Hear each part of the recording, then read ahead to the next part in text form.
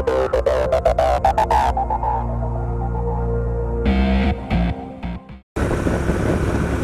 morning, everyone on YouTube, or whatever time of day it happens to be when you watch this video. Today is Thursday, February 9th, 2017. Just had an interesting idea to talk about, so I figured I'd go ahead and get your opinion on what you do. So, what I'm wondering about is, I know a lot of us that are subscribed to this channel and watch my channel periodically are fellow riders, or maybe people that are aspiring to be a motorcycle rider. I get a lot of the people that leave comments on my videos about, you know, like what's the licensing requirements and things of that nature. So we're all in this together, whether you're on a bike already or you're about to be on one, and most likely everyone has driven a car, or maybe not quite just yet. It might be a younger audience. So what I'm curious about, and this is something that everyone that has been in a cage or a car can attest to, is when you're driving four wheels and you see a motorcycle on the road with you, how do you treat that motorcycle rider differently than other vehicles on the road that aren't motorcycles? Case in point, what I just saw a moment ago, and I'll probably start the video there before I start talking, is that I noticed that people are leery to jump out in front of someone who's on a bike, so a lane change. They want me to go on by. I do know that if I'm coming along and people see a bike, they automatically assume that motorcycle means fast and get out the way. So if I was coming up on this dude right here, more than likely he would go ahead and move out the way, and probably would treat me differently in that regard, because a lot of times for a car or a truck, they wouldn't move. They'd be like, oh yeah, whatever. So I know that when I'm driving in four wheels, and I may be a little differently, I'm not quite sure. So this is a poll.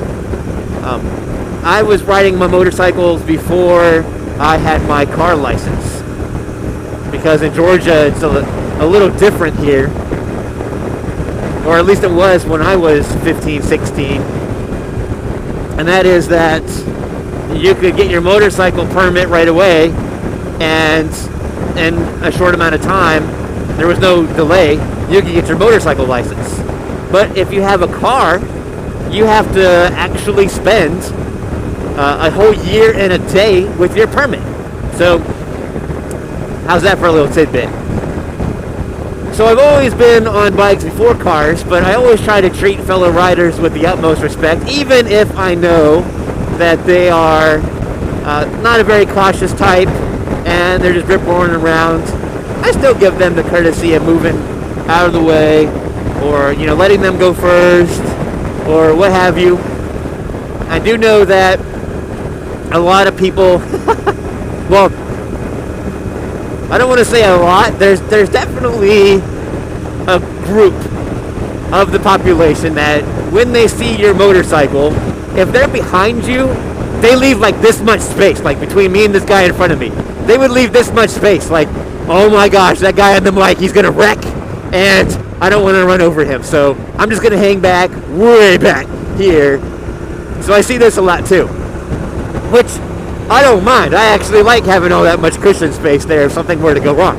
But there are definitely some people around here, and again, there's definitely going to be cultural things here too. So I'm really interested in how this is taken overseas. And for those that do lane splitting in California, I'm also kind of curious how that goes for you. Do people try to leave you a little extra space? Like this guy is all the way to the right of his lane. Do they try to leave you a little bit of space if they know what's going on? Or are they more aggressive and try to cut you off? Because they're like, oh, it's a motorcycle. How dare you get in front of me? So I'm really interested in the California aspect with lane splitting. Although if you're overseas, lane splitting is probably legal in your country. So you can probably attest to that as well. So how do people treat you when you're on a bike, and how do you treat others if you're in a car or a truck driving and you happen to see a motorcycle?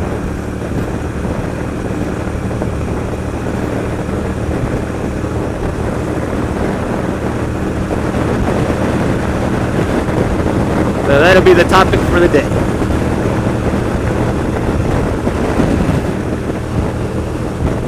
There's probably going to be an influx of videos from me over the next few months because we're ramping up a lot of seats in our center because we're getting a lot of contracts and projects moving into it. So I'm going to be doing a lot of training, which means I got to go into the center.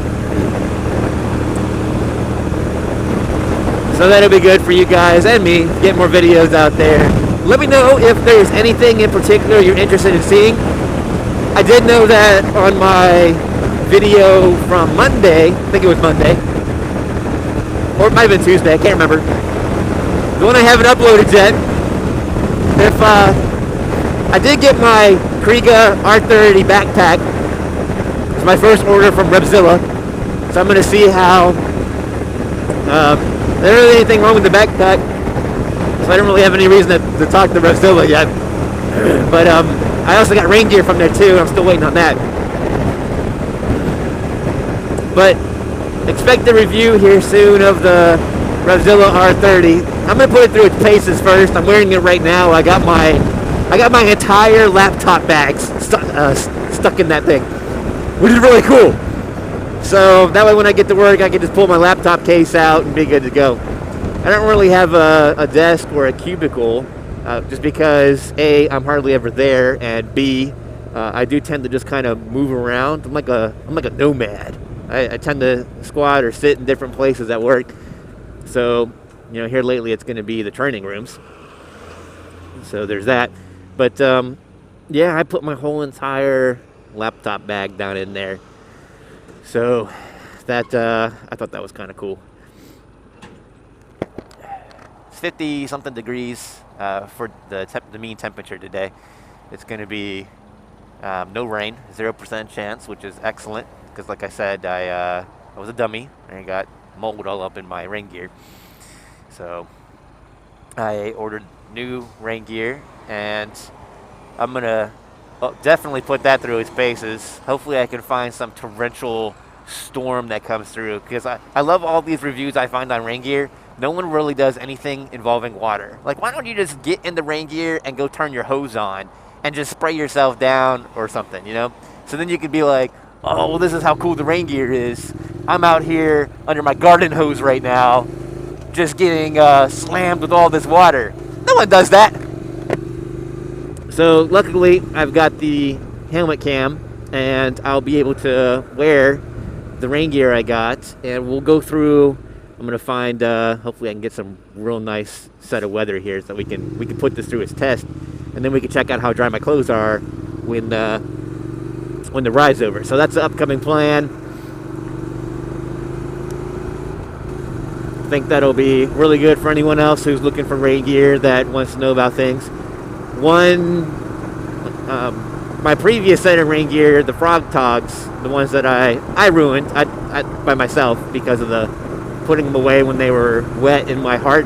I think what happened is I rode to work and I took all my stuff off right there in the parking deck and just slammed it in my saddlebags, and I forgot about them. I've never done that before. I've been riding for how long, so it's just really unusual. It must not have been raining that evening, and I just forgot to get them out. I feel so bad. I wasted so much money doing that. Well, not like a whole lot of money. Frog Togs are kind of like your entry-level rain gear. They run maybe like $60 or $70 for the pair, if I remember right. You can check their website. And it's Frog, F-R-O-G-G-T-O-G-G-S, Frog Togs. And with the Frog Togs, those are amazing. But I was kind of wanting something that wasn't quite the same this time around.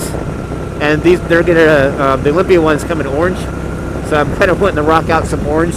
I know that sounds kind of weird, but yeah. So if you're starting out, you want a low budget rain gear item, get the Frog Togs. Those, I've been through hurricanes with the Frog Togs on, and I've come up dry.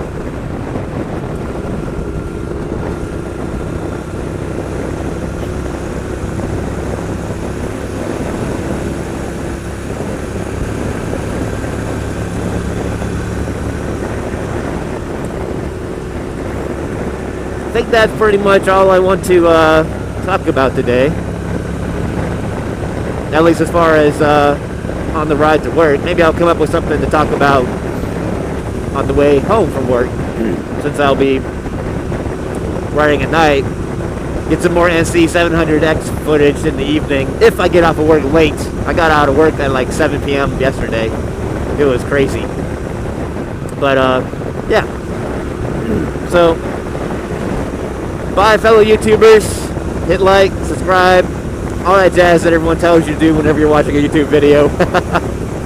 And I'll be back with some more stuff. The ideas are already churning. So I'll see you around. Over and out.